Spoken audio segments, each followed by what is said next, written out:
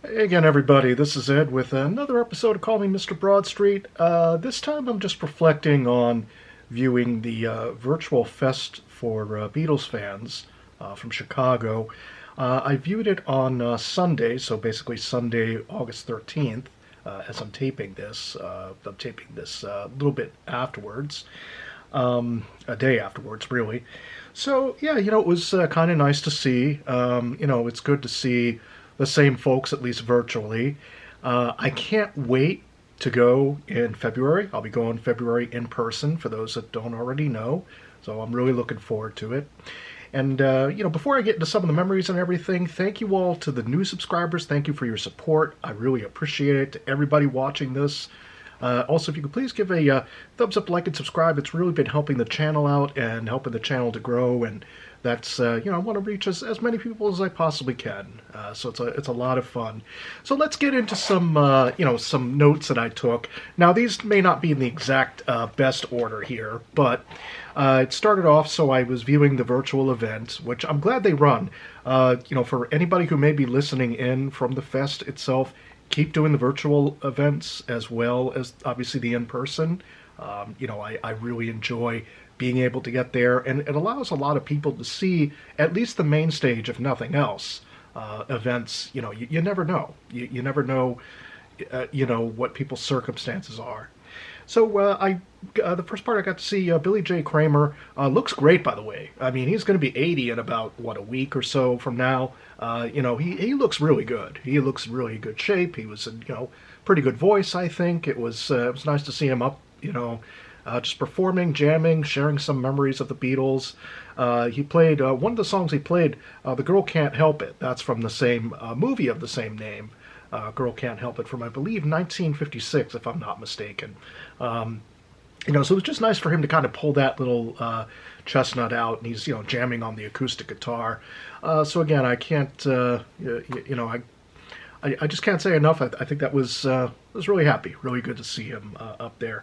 Next, what I wrote down was Patty Boyd. So Patty Boyd went up, and she's always doing interviews for the fest. It seems like she's really involved with the fans, and of course involved with sharing her stories about her life with George, and of course Eric Clapton.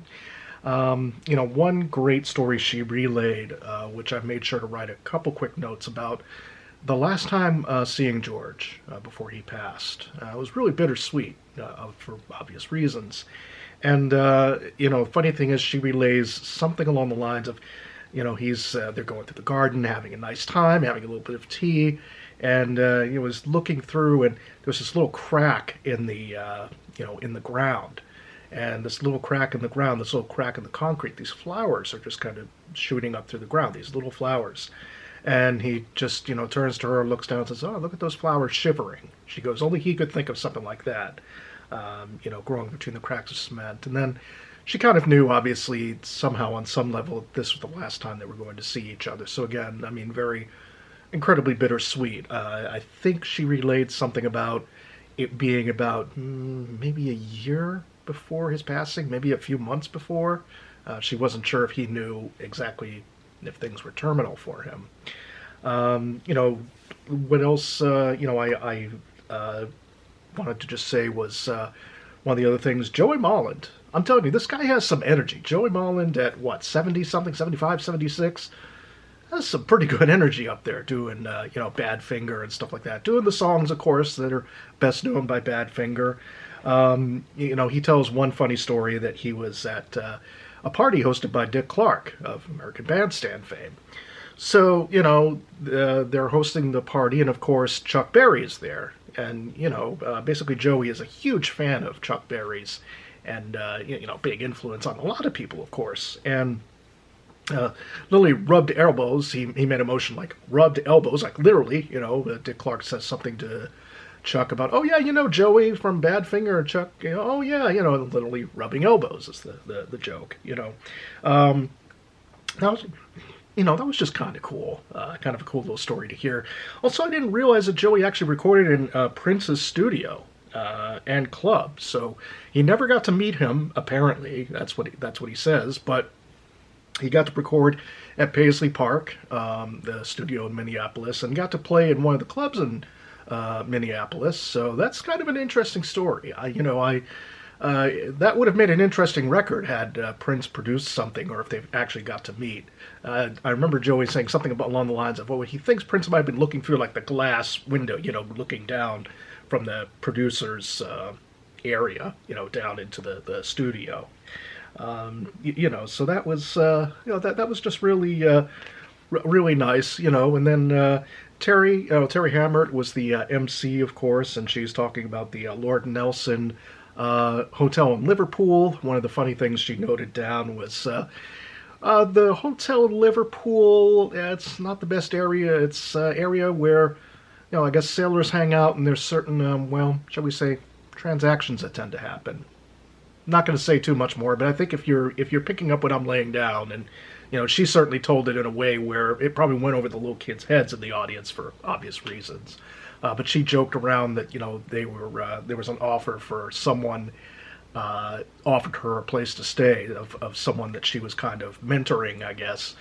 She's joking around with them. "Oh yeah, we're just making some extra business here for Beatles collectibles." And the other person laughed, and they basically they basically got the joke. So it's very different, obviously. Over there, just some of the differences with some of the terminology, like, oh, you want to use the restroom or the bathroom, as we would say here. I think she said something you had to say over there. "Oh yeah, got to use the toilet." "Oh, okay, yeah, it's down the hall. It's it's in a hallway." Which I remember from my time in London, that was pretty accurate. I remember when I stayed back in 1999, when I took 2 weeks there, I think, it was very much the same. You had the room, and then you had the bathroom down the hall. It's only been a few places I've been. I think one place in America here, somewhere in New York City, was kind of like that same construction. This was way back when, though. This was, during my much cheaper salad days, so to speak. Broke college days, whatever you want to call it. So that's kind of an interesting little observation. Whereas here, you've got, they have indoor plumbing, of course, obviously, right? But here, you've got the indoor plumbing. I've got it inside my apartment right here. Just down the hall a little bit. I don't have to go outside and go to a specific place. So just kind of some interesting cultural observations. Liverpool was good, as they always are. They always bring a great, strong show. Good to see Glenn up on stage again. I was lucky enough to be on one of Ken Michaels' shows with Glenn Burtnick and Darren DeVivo. With Ken Michaels, it was definitely kind of a cool show to do that. Probably more than a few months ago at this point.